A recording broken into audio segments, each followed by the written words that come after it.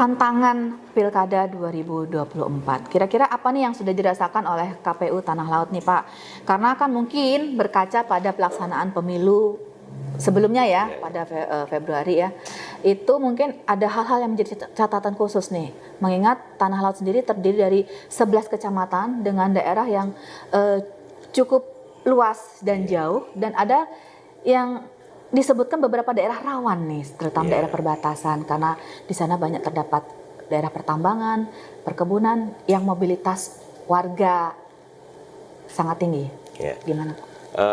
Untuk Tanah Laut khususnya tantangannya yang kami rasakan ya, kalau kemarin itu karena di daerah-daerah atas, istilah daerah atas itu apa ya? Perbatasan atau gunung? Jorong, Kintab itu, ya kan, selain daerah atas lah saya sebutkan itu, kecamatan sana itu kan di sana banyak perusahaan-perusahaan. Nah, perusahaan-perusahaan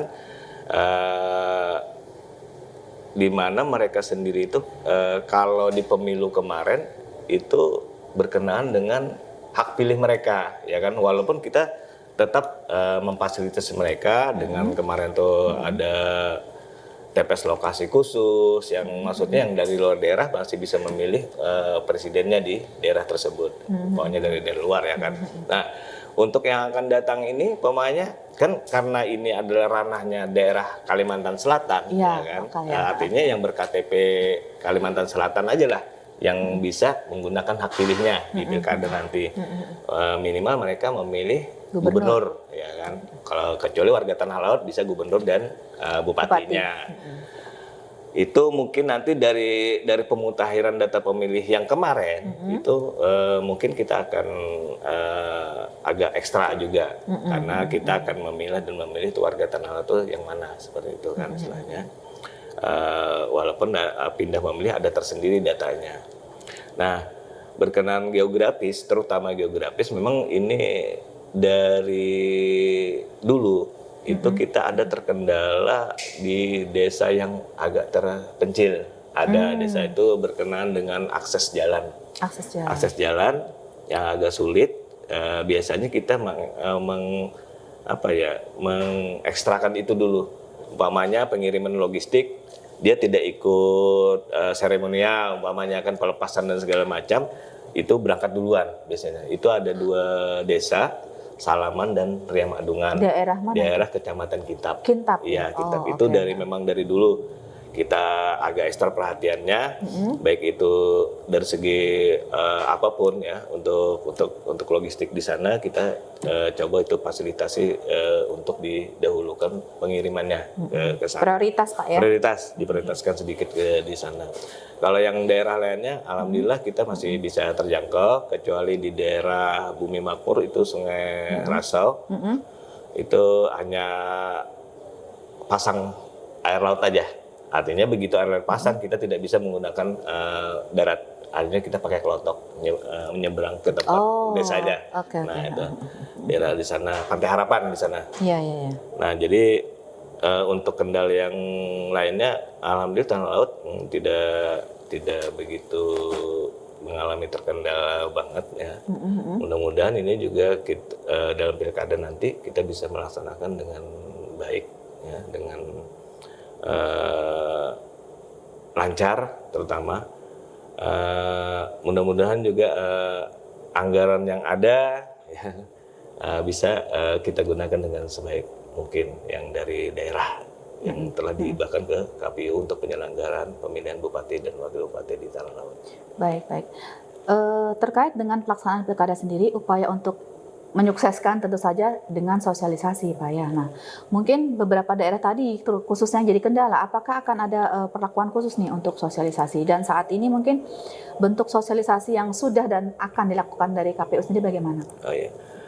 Untuk mensosialisasikan terutama tahapan pilkada ya kan, istilahnya kita juga sebenarnya tidak dari KPU sendiri, kita juga bisa bekerja sama dengan Kesbangpol, dengan pemerintah daerah dalam hal ini Kesbangpol.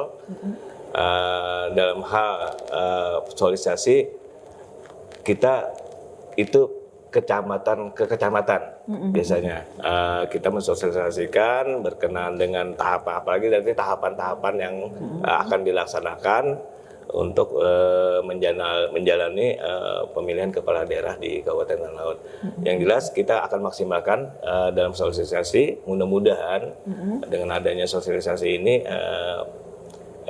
pemilih akan memahami, ya kan, dan mudah-mudahan partisipasi di Tanah Laut sesuai dengan harapan yang Meningkat lagi.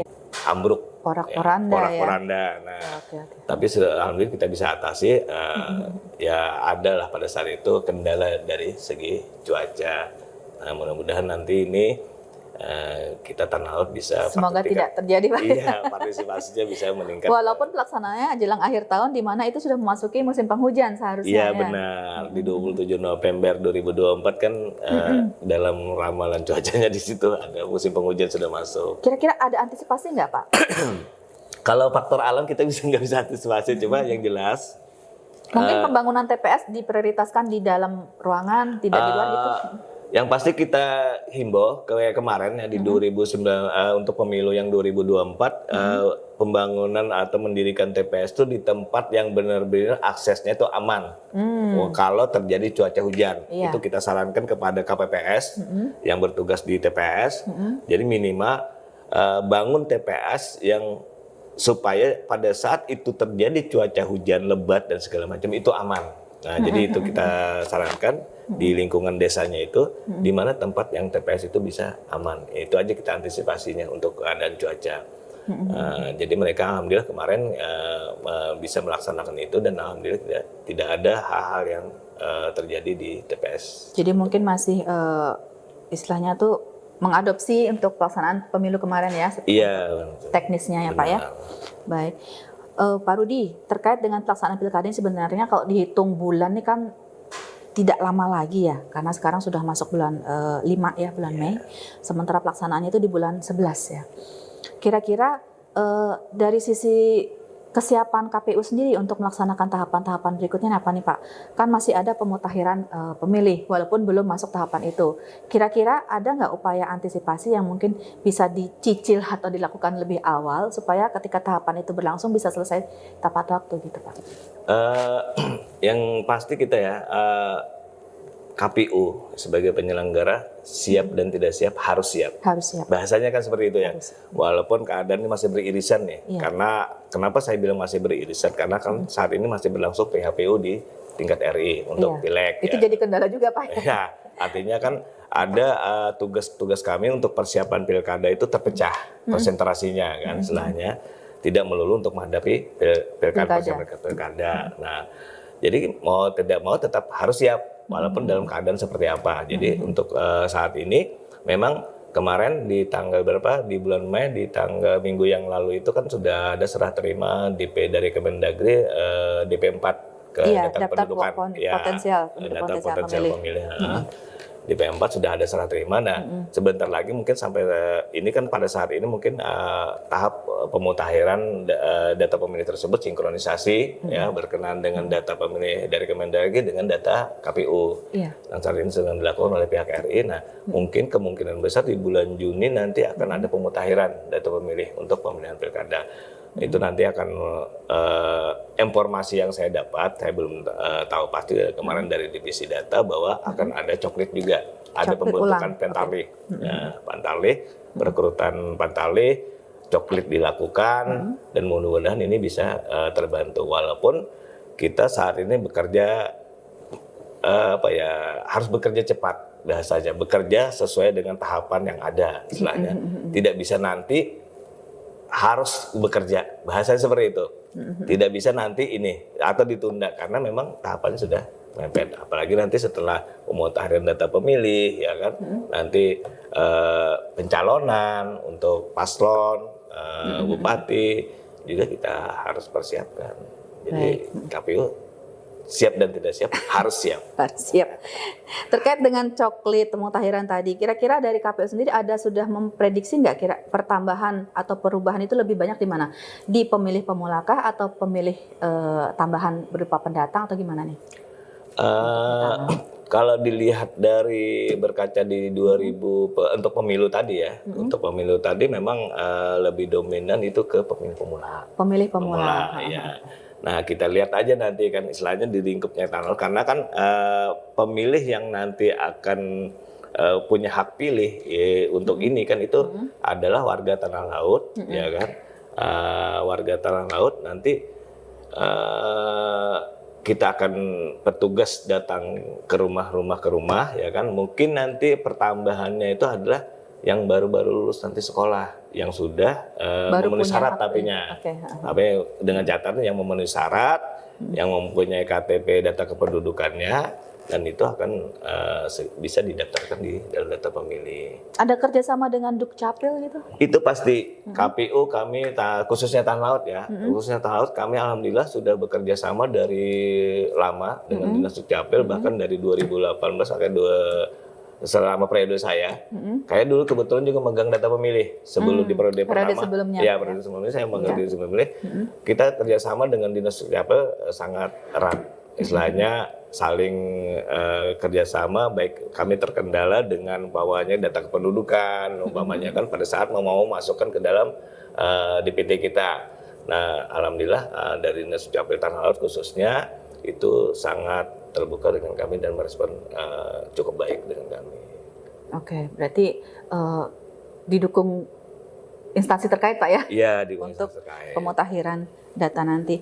Kemudian terkait dengan pemilih di Tala sendiri Pak, untuk pilkada nanti apakah masih sama kira-kira dengan pemilu kemarin ya? Kalau misalnya ada penambahan pun dari Coklik nanti kira-kira berapa persen, dan kemudian dari data pemilih itu kira-kira dari KPU sendiri kesiapannya untuk logistik dan lain-lain bagaimana?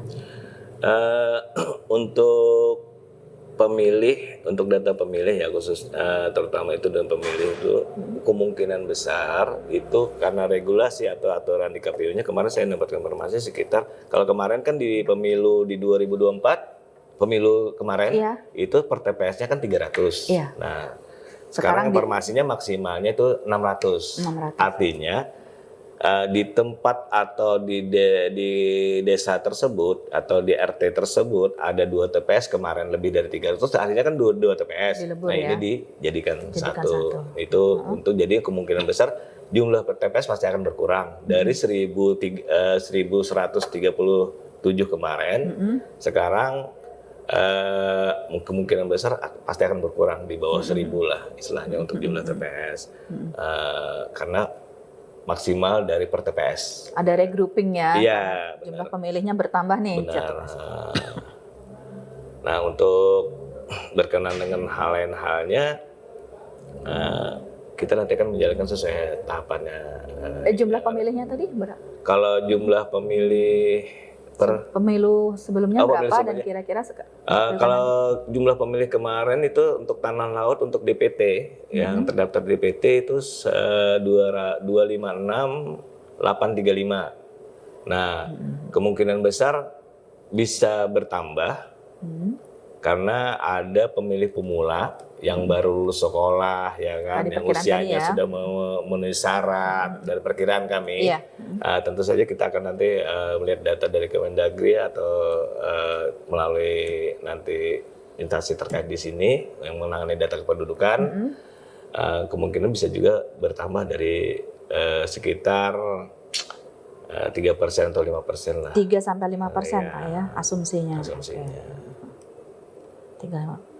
Nah, tadi sempat disinggung untuk calon independen sendiri belum ada yang sounding atau bikin akun ya, padahal ini sudah mepet waktunya. Kira-kira kalaupun ada, mereka harus mengantongi berapa sih untuk wilayah Tala ini Pak suara? Untuk calon perseorangan, data dukung mereka itu harus mengantongi dukungan 21.800 sekian, saya lupa itu. Untuk data dukungannya karena sesuai dengan karena kan data DPT kita dasarnya adalah DPT kemarin. DPT kemarin itu 8,5%. 8,5. Kita 8,5. 8,5 di sini ya. 8,5%. Untuk data dukungan calon perseorangan. Dari berapa wilayah minimal tuh sebarannya? Dia tersebar dari 11 kecamatan. Itu minimalnya ada 7 kecamatan. Ya, 7 tersebar di 7 kecamatan dan 11 kecamatan. Oke. Baik Bapak. Pak Rudi, Mungkin di tengah-tengah kesibukan ini, kira-kira apa nih aktivitas Bapak supaya tetap semangat nih bekerja, punya hobi khusus nggak nih? Kira-kira. Kebetulan saya tidak ada hobi apa-apa. Hobi ada ya, olahraga terutama ya kan. Pasti olahraga. Yang jelas kita harus siap meluangkan waktu. Bahkan pesannya dari KPU RI itu pamit dengan keluarga. Bahasanya seperti itu. Karena ke medan perang Iya, gimana? artinya gini, kadang-kadang kita tidak terperhatikan keluarga ya. Artinya Iya. begitu, tetap kita di kantor dan segala macam, melayani ini dan segala macam. Nah, dan keluarga itu sudah memahami hal tersebut. Kami semua di sini dari awal sudah menyatakan, karena saya kemarin di periode pertama sudah berpengalaman, kepada yang baru kayak saya sampaikan pamit dengan keluarga, saya bilang ya kan, karena kita tidak tahu waktu. Kadang-kadang bisa aja lagi santai di rumah, tahu-tahu pas malam jam berapa Di calling ya? di calling, suruh menyiapkan segala sesuatunya di kantor. Kita harus siap. Harus ya. Ya, dan kebetulan untuk KPU Tanah Laut itu staf-stafnya pun saya salut dengan mereka. Walaupun kadang-kadang cuaca hujan, jam 12 mereka tuh datang ke kantor. Nah, jadi KPU sudah memahami hal tersebut, sudah terbiasa dengan hal tersebut. Saling support juga Iya, ya. benar. Keluarga besar Iya, KPU Tanah iya. Laut, luar biasa. Baik Bapak, tidak terasa nih Pak, sudah lumayan lama kita berbincang. Nah, mungkin sebelum kita menutup bincang-bincang ini ada closing statement atau ya pernyataan lah ya dari sampean, mungkin harapan sampean terkait dengan pelaksanaan pilkada ini supaya berjalan lancar dan sukses seperti yang diharapkan. Silakan Pak.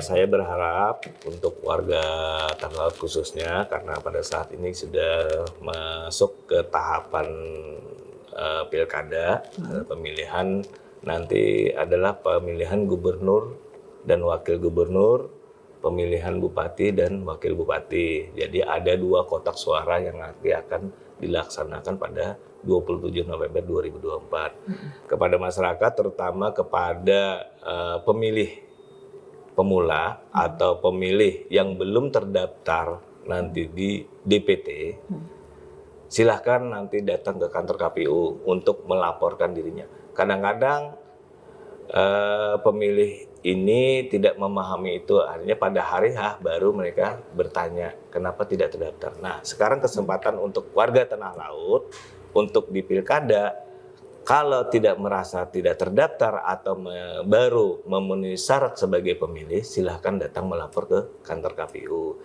supaya kita bisa berpartisipasi untuk menggunakan hak pilih untuk memilih pemimpin daerah kita untuk lebih Tanah Laut maju. Untuk Tanah Laut maju. Jadi pastikan Anda dapat hak pilih dan menggunakannya, Iya. Pak ya. Jangan dapat hak pilih tapi tidak digunakan juga, Pak ya.